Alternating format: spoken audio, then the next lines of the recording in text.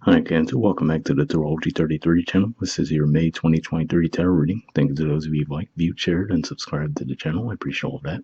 For those of you new to the channel, as far as what we have in front of us, it's the Celtic Cross spread as always, and I also pulled the Four Agreements, Wisdom, the Oracle, and Mudra card for you guys. I'm actually going to start the reading off by rolling those astrology guys we have in front of us to get an idea of where your focus should be as far as that goes.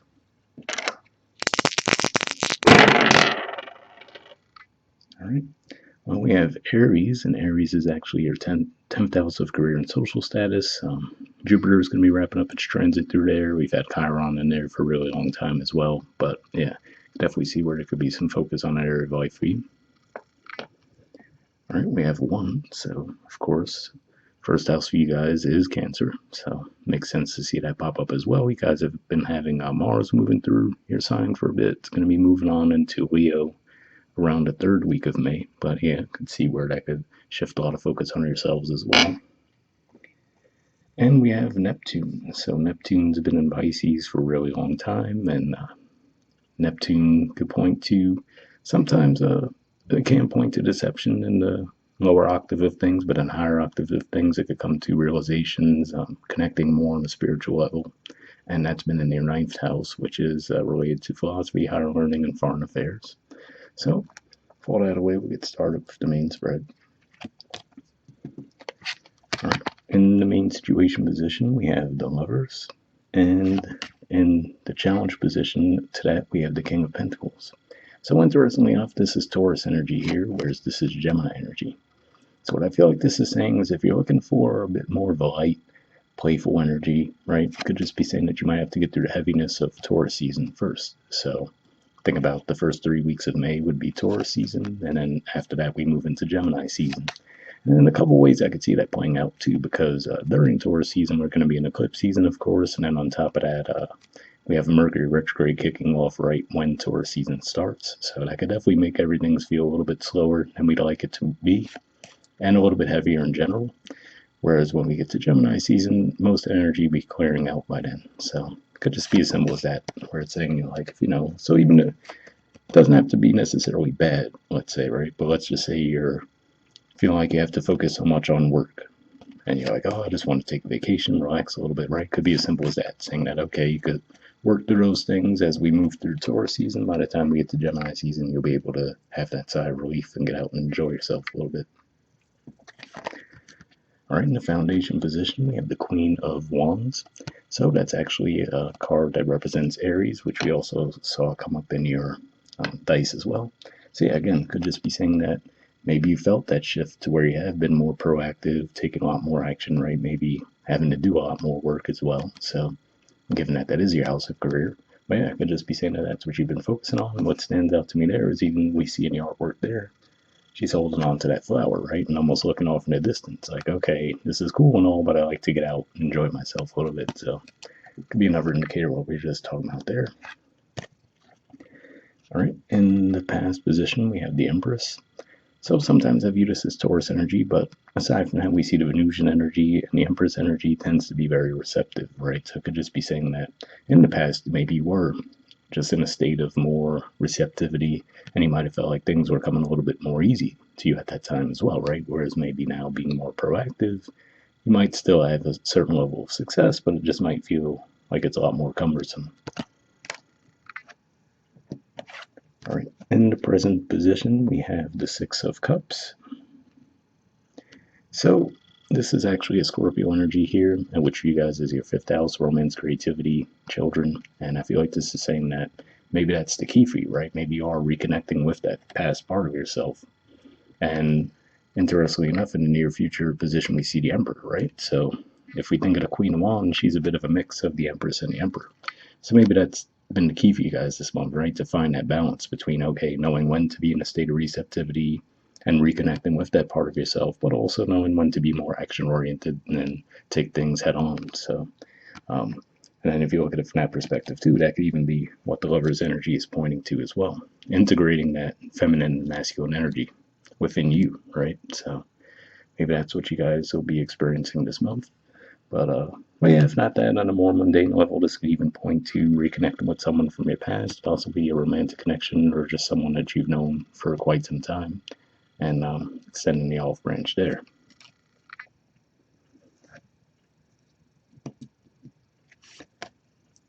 All right, in the near future position, we have the Emperor. So yeah, like I said, this could be one of those things where you come to the realization, like, okay, yes, I do want to get out and play, right? Being more of the lover's energy, more of the empress energy. But for the time being, hey, I have to get this work done, right? And like I said, maybe that's just the push that you'll feel with Mars wrapping up its transit through your sign in May, to where you just feel like, okay, you might feel it's a really strong pull to be more action oriented. So that's what I see with that. All right. In the position of your influence in a situation, we have the Seven of Cups. So yeah, part of maybe being in that energy has you a little bit scattered right now, right? So again, there could just be you might not even know where the desire is coming from, right? To be so action oriented, but you just might feel like you want to take so much on, and then there might come a point where you might start to ask yourself, why am I even so driven and focused toward these things right now, right? And this could definitely be pointing to the Mercury retrograde energy we were just speaking about as well. Not to mention, given that this is Scorpio energy, it is going to be a full moon eclipse in your fifth house. So, could definitely be some energy pointing to that too. All right, in the environment position, we have the Nine of Cups. So, yeah, I feel like this is even saying that for some of you, this is what the environment is asking of you now, right? It's like, okay, yes, get whatever you need to get done wrapped up, right? And then you should take some time from there to relax, right? We see this person's in a lot more of a relaxed state. The Seven of Cups energy seems to be not seeing things as clearly, whereas this person seems to be a lot more relaxed, right? So it could just be one of those things where you might feel energetically that you're going to start to feel those nudges telling you to take a little bit more time and enjoy yourselves. All right, in hopes or fears position, we have the Hierophant. So yeah, I can see this playing out either way as a hope or a fear, depending on your situation. But for some of you, maybe you just feel like there is this need to follow this tried and true path, right? So maybe you've been muting your intuition a little bit, right? Just trying to focus more on the physical side of things, and maybe you've been feeling that detachment as time goes on, right? So like I said, I feel like there is this call for you to balance both sides of yourselves, the more action oriented and the more receptive side and intuitive sides of yourselves.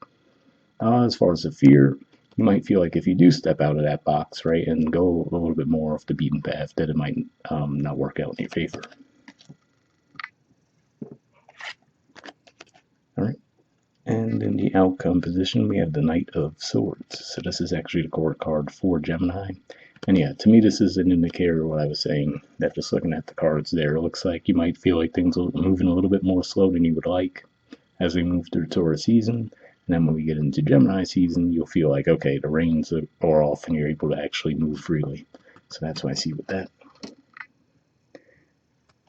All right, and at the bottom of the deck, we have the Ten of Cups. So definitely a pretty positive energy here. This is Pisces energy as well, which we saw come out with as far as the Neptune influence anyway with your dice. So yeah, definitely a pretty positive energy here. Points to a cycle of completion too. So yeah, so like I said, for those of you who've been trying to wrap a cycle up, this looks like a good indicator that that can take place for you this month. All right, moving on to your Four Agreements card. We have Always Do Your Best, and it says take life and enjoy it. Well, it'd help if I read the message, right? So on the other side of the card, we have, let me get it to focus. Okay, it says you are alive, so take your life and enjoy it. You were born with the right to be happy, to love, and to share your love. Just to be, to take a risk and enjoy your life is all that matters. So yeah, definitely a supportive message there as far as what we were talking about, right? Where, like I said, if you feel like you're feeling that final push to wrap something up and then actually take a little bit of time to enjoy yourself, looks like that card supports that as well. All right, moving on to your Wisdom of the Oracle card, we have the Fates. And there's the artwork, and the number is 17. So let's see what this has to say.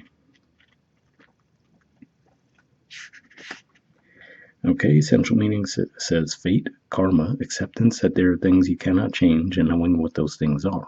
The Oracle's message, the Serenity prayer sums up the meaning of this card.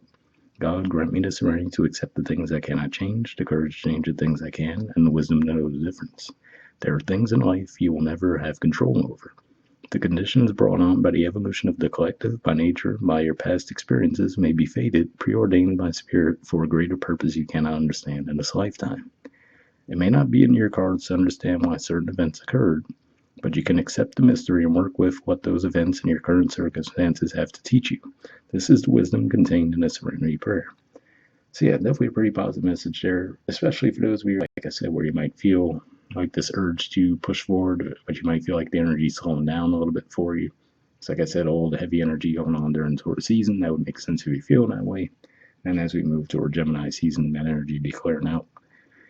The relationship message says other people are who they are. You can't change them.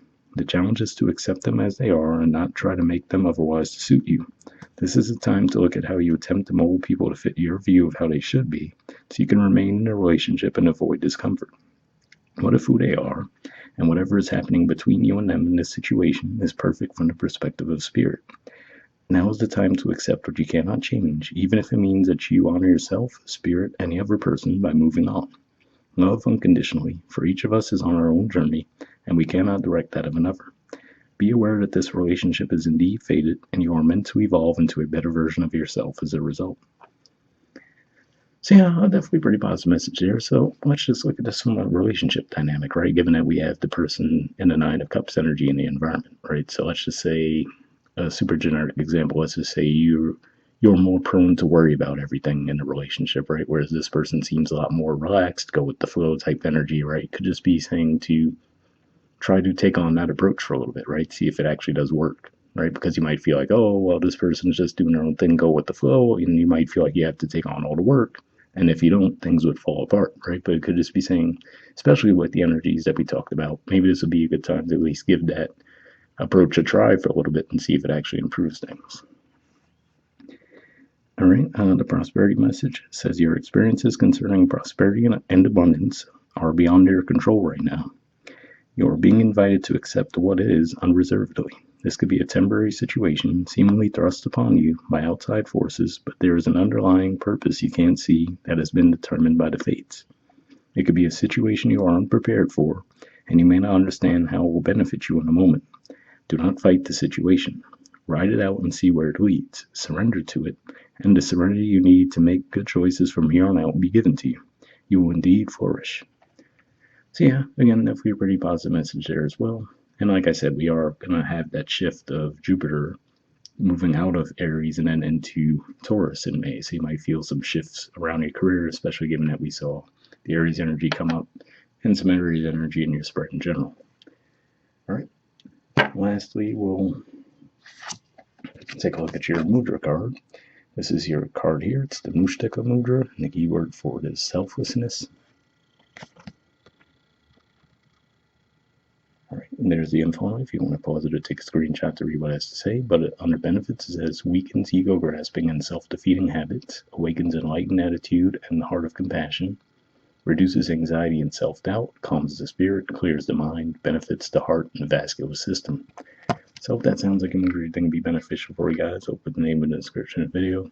We'll wrap up there, and I'll see you guys next month. All right, bye.